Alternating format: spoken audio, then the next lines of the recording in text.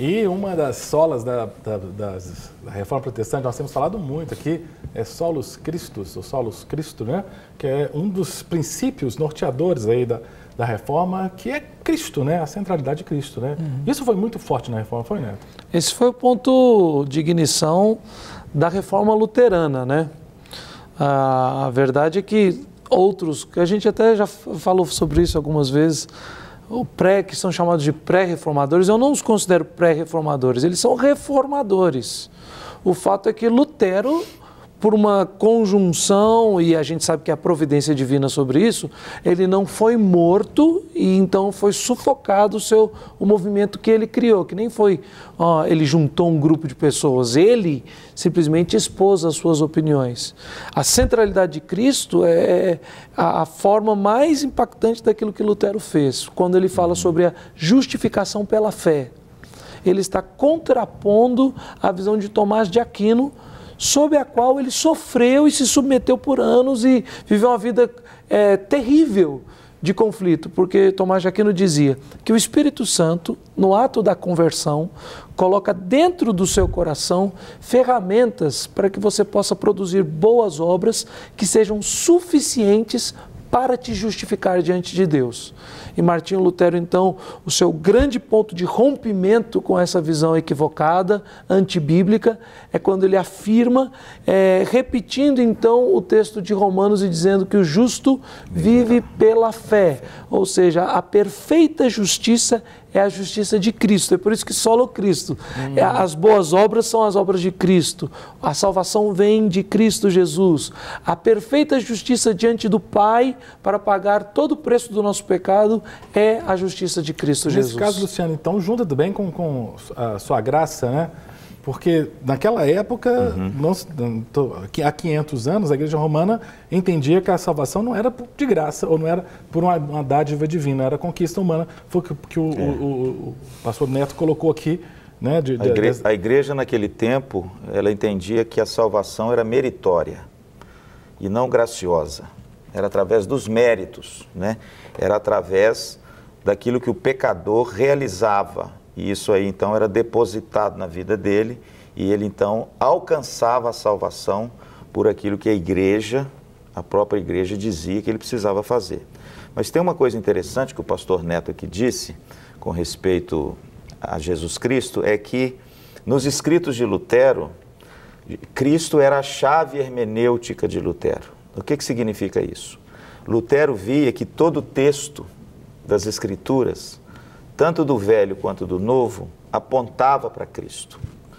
Lutero entendia que Cristo era a grande chave para se interpretar a Bíblia, e ele buscava, em todas as suas pregações, principalmente nos Salmos, que ele pregou durante muitos anos os Salmos, ele usava Jesus Cristo como chave hermenêutica para a interpretação daquele texto, porque, na opinião de Lutero, Cristo era o centro da Bíblia, Cristo era o alvo da pregação e Cristo era o propósito final da lei e das Escrituras.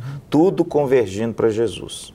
Então, hoje, se você, meu querido telespectador, e o programa, eu acho que fala sobre uma nova reforma, aproveitando o sola Christus, é só você observar se na sua igreja, se o seu pastor e os seus líderes, a pregação aponta para Jesus, para a salvação em Jesus Cristo e para a glória de Jesus Cristo, porque senão, talvez a sua igreja, a sua denominação precise de uma nova reforma. Deixa eu provocar vocês, que eu gosto demais do bate-papo, porque eu posso provocar os pastores aqui e só vejo o negócio pegar fogo.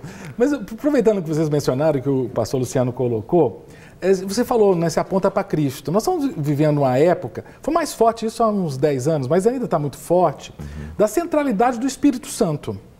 Ah, muito boa pergunta. Na Reforma, não tem lá solos espíritos, não. É solos Cristos. Sim. Qual o problema que há nisso? Não, problema nenhum. Eu vou deixar para o reverendo Neto.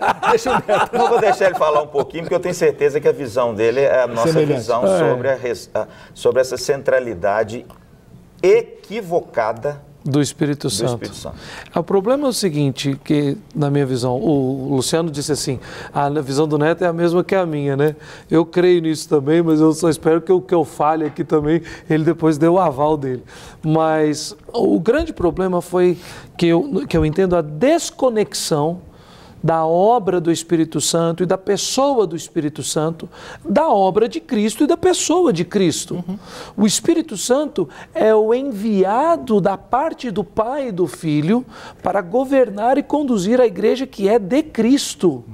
Eles, na verdade, é um só Deus em 3 pessoas. E o Espírito Santo vem reacender no coração da igreja a autoridade da palavra de Deus, ao governo absoluto e a vontade soberana de Deus o Pai, o governo e o reinado de Cristo sobre todas as coisas.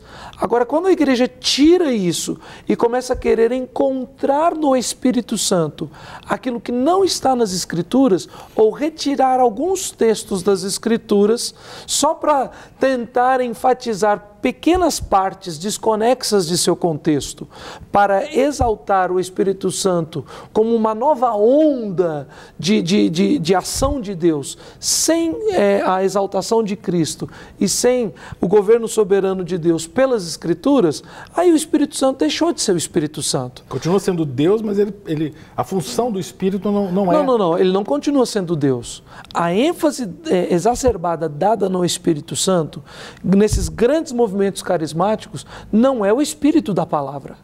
Se não é o Espírito de acordo com o caráter que a palavra apresenta do Espírito Santo, obviamente está falando sobre um outro Deus e não sobre o verdadeiro Deus. É um outro Espírito? Com certeza. É simples, Cássio. Alguém chega para mim e fala, você conhece o Cássio Miranda? Não conheço muito. É o Cássio aquele de cavanhaque, cabelo grisalho e tal. Não, eu conheço um Cássio ruivo, de cabelo na cintura e tal. Não, mas o Cássio Miranda, que é pastor, que trabalha na Rede Super. Não, conheço o Cássio Miranda, torneiro mecânico. E eu vou começar a dizer assim que eu tenho autoridade para falar da sua vida quando eu conheço uma pessoa e estou descrevendo uma pessoa totalmente diferente. É outra pessoa. Então a gente tem que resgatar, nessa perspectiva, Luciano, os solos, os cristos, né? A proeminência da Bíblia não é para o Espírito Santo. A proeminência das Escrituras, o centro das Escrituras, o alvo das Escrituras e o cumprimento das profecias é Jesus Cristo. Existe um texto no último sermão de Jesus em João, depois que ele lava os pés dos discípulos e faz aquele longo sermão, termina com uma oração em João 17, quando ele fala do Espírito Santo, do Consolador, que ele enviaria da parte do Pai, existe um termo ali que é muito interessante. Ele diz assim, quando ele vier, ele me glorificará. Falando do Consolador, do Espírito. O que significa isso? O Espírito Santo, quando viesse, a partir de Jesus e do Pai, ele apontaria o seu holofote, ele glorificaria a pessoa do Filho e não se autoglorificaria. O texto de Atos também fala isso, que quando o Espírito Santo descer sobre vós, e sereis minhas testemunhas. A obra do Espírito a capacitação que o Espírito nos dá é para que nós sejamos testemunhas fiéis de Cristo e não testemunhas da ação do Espírito. O agir do Espírito é testificar de Cristo Jesus. Perfeito. O Reinaldo e a Amanda, que são lá de Viçosa, obrigado, queridos. Viçosa, cidade linda. Eles são da Igreja Batista da Paz, lá de Viçosa. Eles perguntam o seguinte, eu queria que vocês respondessem isso para mim, mas respondessem depois do intervalo, que a gente já vai chamar o intervalo, tá? Sim. Mas é uma boa pergunta. A gente já acabou comentando aqui solos Cristo, como a possibilidade de não estar sendo seguido hoje, precisamos de retornar. Eles fazem assim, na igreja brasileira atual, quais os solos estão sendo mais negligenciadas? Fora esse aí, dos outros 4, qual que está sendo mais negligenciado? Vocês podem até concordar, discordar, vocês falem depois do intervalo. Joia? 31 de outubro de 2017, hoje comemorando 500 anos da Reforma Protestante. Eu estou aqui com o reverendo Neto, o reverendo Luciano Rocha. Estamos conversando sobre a reforma e nossos queridos Reinaldo e Amanda, lá de Viçosa, da Igreja Batista, eles perguntaram quais das 5 solas estão sendo mais negligenciadas hoje. O Luciano, cita uma, explica por quê, e o Neto, pode concordar ou citar uma outra? Bom, na minha opinião, eu acho que todas elas são negligenciadas hoje, porque uma está intrinsecamente ligada na outra. Perfeito. Mas, logicamente, que tudo se inicia com a palavra de Deus, a partir da palavra de Deus, na minha opinião, a primeira sola, inclusive, da reforma é a sola escritura. E, na minha opinião, a sola que tem sido negligenciada nos nossos dias é a palavra de Deus. As pessoas estão esquecendo da Bíblia, esquecendo das doutrinas bíblicas, esquecendo de ler a Bíblia, esquecendo de proclamar a palavra de Deus na inteireza e na fidelidade da sua interpretação. Prega-se muito o que as pessoas querem ouvir, mas prega-se pouco o que Deus quer falar. Então, hoje, na minha opinião, nós precisamos retornar nas igrejas, nas pregações expositivas, bíblicas, cristocêntricas, fiéis à palavra de Deus, porque a palavra de Deus é que é o poder de Deus para a salvação de quem nela crê. E não palavra de homens que, infelizmente, a gente tem visto aí nos púlpitos, agradam as pessoas, provocam risos, fica tudo muito bonito, mas a palavra de Deus não tem sido pregada. Perfeito. Neto. Concordo plenamente. Durante o quadro, né, do quem é quem na palavra, né, um dos entrevistados foi perguntado: quem é Jesus na palavra? Quem é Jesus na Bíblia? E ele disse: eu não tenho palavras para descrever. Jesus é tudo. Então, eu não estou questionando que ele não creia em Jesus e que ele não seja um crente no Senhor Jesus.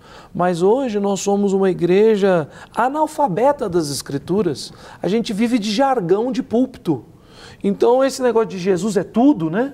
Mas a Bíblia descreve quem é Jesus. Então, teve uma moça que disse: Jesus é o nosso Salvador, morreu na cruz para nos salvar. Ela foi dizendo de uma forma bem simples, porque você não precisa ser nenhum doutor em teologia, mas o que a Bíblia fala, ela foi falando. Então, a gente tem que tomar cuidado, porque a gente vive de jargão.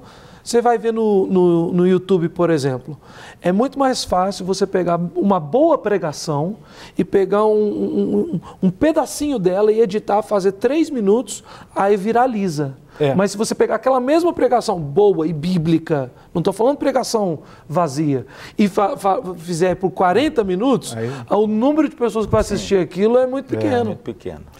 Ainda mais que a lógica da internet é essa, né? E hoje também... O tempo do vídeo que viraliza é um tempo curto. Né? Então, e hoje, com os meios sociais, com a mídia social, com os smartphones, com os internets, eu acho que isso piorou ainda mais. Porque é tudo muito rápido. Então, hoje a gente não tem mais tempo de você parar, ler a Bíblia, um capítulo, meditar, ruminar aquela coisa no seu coração. Hoje é tudo rápido, hoje é textos pequenos, hoje é frases de efeito. E interessante você falar sobre meditar. Esses dias alguém me abordou, não é um cristão, e falando comigo sobre meditação, me dizendo a importância de eu, como um pastor cristão, aprender mais com a meditação budista. Aí eu falei assim, de forma alguma, meditação é uma prática cristã. Meditação é uma prática cristã. Só que não é uma meditação, no Zen, em qualquer lugar. Mística. É a meditação nas Escrituras. É o deleite, o prazer na leitura e parar para pensar nas Escrituras sagradas. Aí a pessoa falou assim: não, pastor, mas você precisa. Eu falei assim: eu não preciso, isso não vem de Cristo. E aí, como esse jargão não é muito reformado, mas eu falei: rejeito.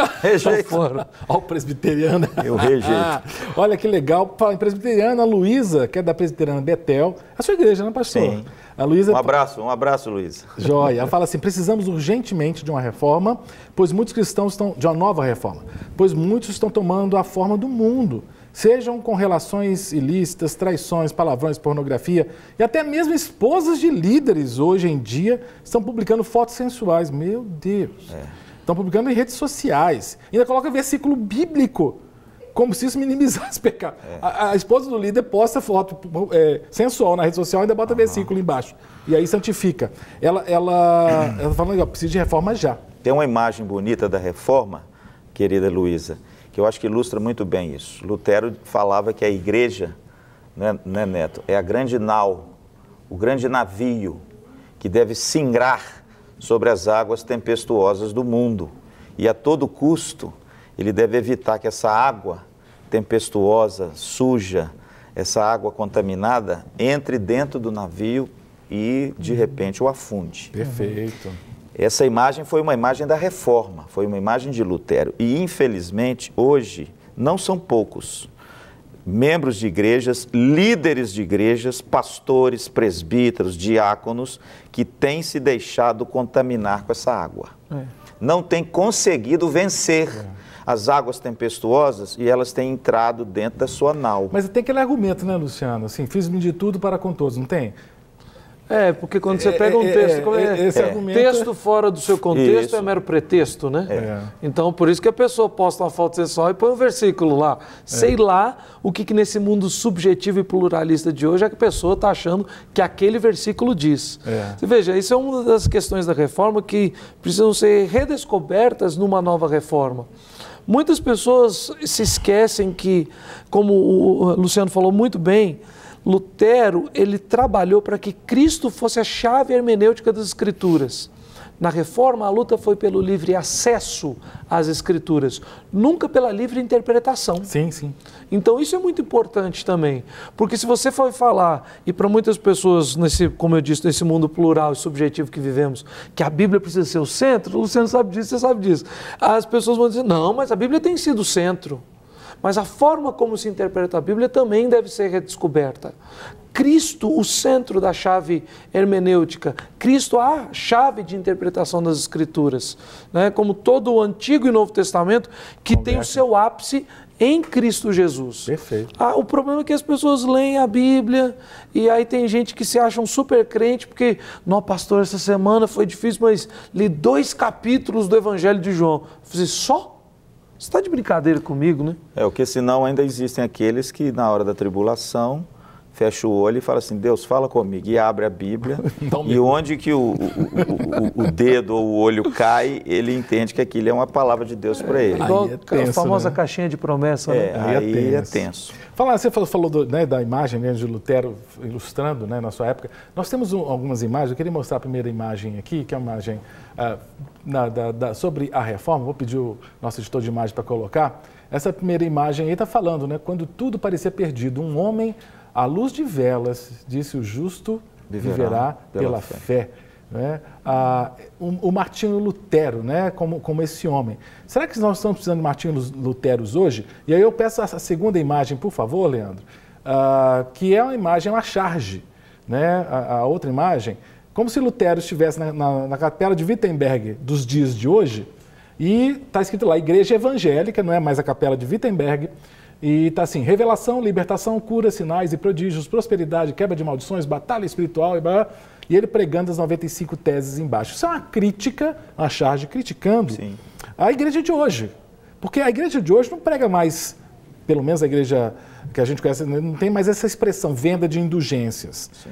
Mas tem outras indulgências, tem outros aspectos que estão sendo vendidos hoje em dia. A indulgência não tem no formato que ela foi proposta pela igreja na época de Lutero, que era um documento assinado pelo Papa, em que o tesouro de méritos na igreja era depositado sobre aquele que comprasse, e aí a pessoa que estivesse no purgatório, purgando ali os seus pecados, por causa desse documento do tesouro de mérito da igreja, ele então subiria para o céu.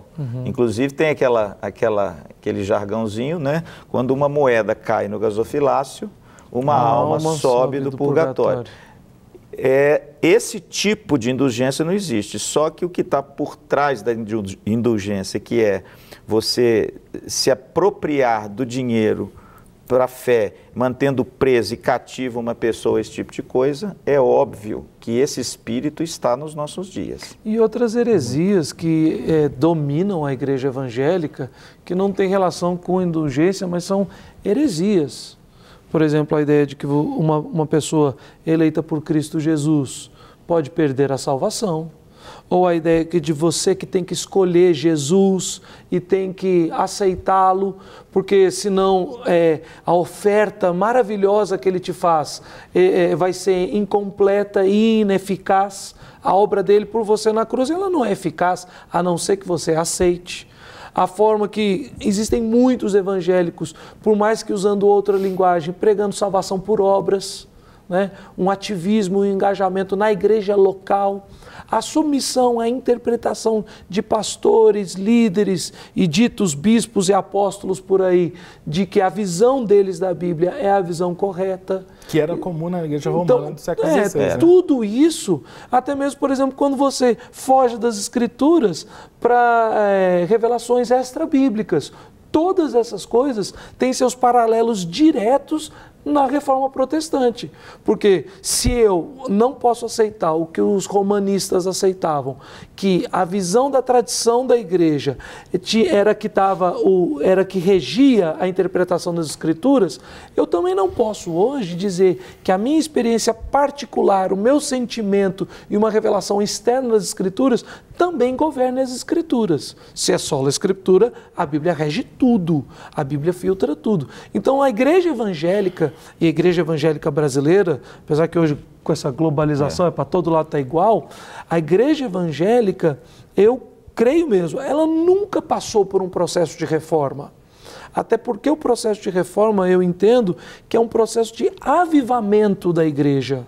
Foi chamado Reforma Protestante do século XVI por uma questão de nomenclatura histórica.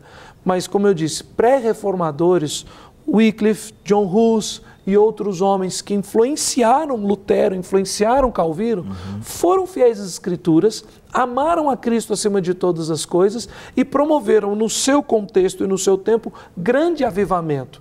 Depois da Reforma, como foi com Israel no Antigo Testamento, durante várias épocas e como é até hoje, a igreja precisa ser reformada, continuar a ser reformada, ou continuar a ser chamada a um avivamento, a um zelo pelas Escrituras. E é por isso que a gente diz, uma igreja reformada sempre se reformando, não criando uma ideia nova, não é mudando o ambiente, é voltando às origens, voltando o que é a igreja de Cristo Jesus. Nós estamos chegando também no Rio Grande do Sul, um abraço a todos os gaúchos e gaúchas. E o Adriel, lá de Cidade do Rio Grande, ele pergunta o seguinte: ô Luciano, quais mudanças ou efeitos que se pode ver na Igreja Católica que foram reflexos da Reforma?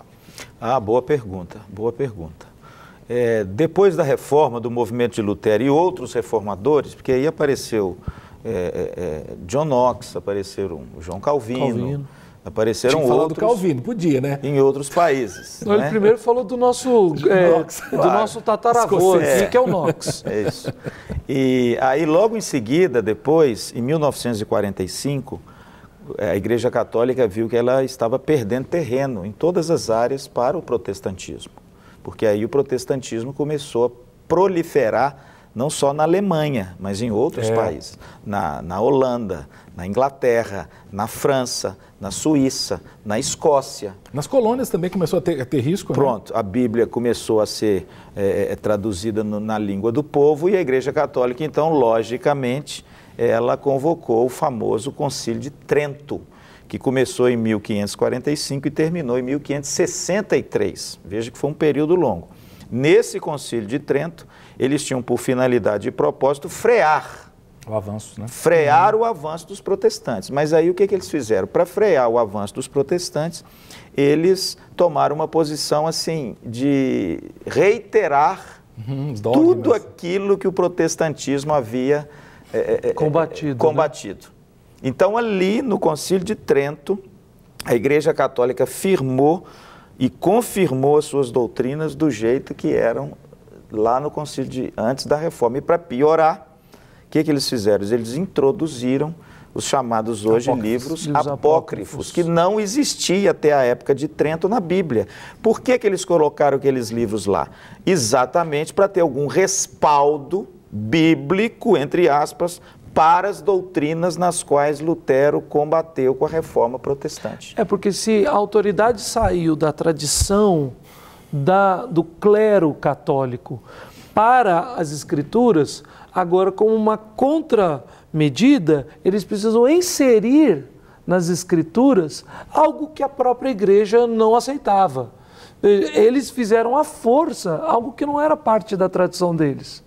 Né? E aí aconteceu um negócio interessante, só para terminar, quando o Concílio de Trento, que hoje é chamado de Contra-Reforma, fez todo esse arcabouço teológico, o martelo foi decretado para sempre da separação. Eu creio que o Concílio de Trento foi o divisor de águas, Cássio, dizendo o seguinte: é impossível retornar, tanto dos protestantes como agora, inclusive, o Papa vem com essa conversa. Voltar para casa.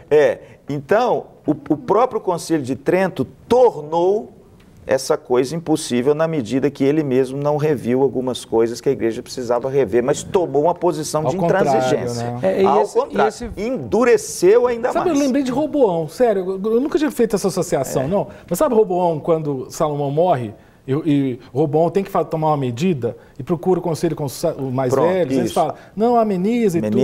Aí ele fala, não, vai para os jovens. Vai para os jovens. Ele fala, não, seja mais duro. Foi nessa linha, né? Ao invés de Mas é interessante, repensar, quando você citando Roboão, então aí eu vou citar o outro, Jeroboão. O que Jeroboão faz depois do rompimento e que ele agora reina sobre as 10 tribos do norte? Ele estabelece uma nova prática cultural. Um outro Deus. Ele coloca 2 bezerros de ouro, um ao sul e ao norte, para que o povo não voltasse ao culto de Jerusalém, para que as tribos não se unissem novamente. Então Trento também tem isso.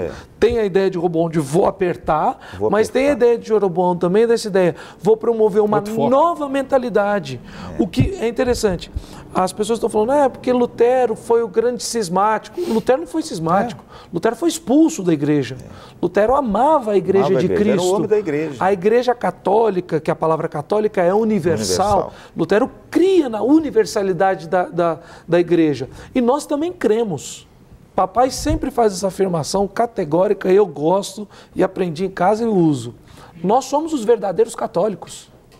Porque quando você diz que os católicos são os de Roma, você está dizendo que a universalidade está submissa a Roma. Está submissa, está dentro do Vaticano. Está dentro do Vaticano. Então ela é localizada. Isso é uma incoerência. Nós somos os verdadeiros católicos, que somos crentes no Senhor Jesus, submissos a Cristo e somente a Cristo, espalhados pelo mundo e não submetidos a uma igreja mãe no Vaticano, em Roma. Estamos tão espalhados que estamos aqui do Rio Grande do Sul, eu já citei, temos aqui também pessoas nos assistindo lá da Bahia, Calípia, que está mandando mensagem, é da Igreja Batista Nova Jerusalém, lá da Bahia. Também mandando mensagem para a gente aqui, deixa eu ver, meu Deus... aí, ó, SDG, eu falei, tem muita gente colocando SDG que é só lhe deu glória, né? Deu glória. O Edson mandando a sua mensagem lá de Santa Catarina, olha que legal, Bahia, Santa Catarina, no Rio Grande do Sul. Bacana. Ele é de Itapema, obrigado, querido. Muitas pessoas estão mandando mensagem, a Denise está mandando mensagem aqui, né? A minha pergunta é, como podemos inserir a reforma protestante nas igrejas de hoje, de tempos tão corrompidos? Porque as nossas igrejas estão se corrompendo. Dá para ver reforma hoje nas igrejas evangélicas? Dá para ver reforma. Contando os dedos, mas dá para ver. Não, dá para ter reforma. E na minha opinião, a nossa reforma precisa se iniciar nos seminários, na formação teológica dos pastores. Sim. Porque a gente sabe que do púlpito, inclusive, isso é uma palavra de Calvino. O púlpito, na opinião de Calvino, é o trono de Deus no qual Jesus Cristo governa a sua igreja mediante a pregação. Então, se não houver cuidado nos seminários, na formação dos pastores e dos líderes, homens da palavra, homens que prezam pelas solas da reforma, o povo vai continuar sendo enganado, ludibriado por pessoas que desconhecem a palavra de Deus e, nessa pós-modernidade onde ninguém quer ser crente de Bereia, tudo aquilo que ouve toma como verdade. Então, para iniciar uma reforma, é igual no Brasil, Cássio, com essa corrupção que graça do jeito que está, como é que a gente muda isso? É lá na escola. Na base. É lá na base. Se não treinar e equipar cidadãos íntegros, honestos, para ter uma geração de pessoas diferentes, é muito difícil. Então, cuidemos dos nossos seminários e da formação dos líderes na igreja. Esses dias, um irmão da igreja me perguntou, mas Neto, você não acha que é quase que um crime o que está sendo feito, manter o povo na ignorância? Certos pastores têm feito. Eu falei assim, o problema é que tem muitos pastores que também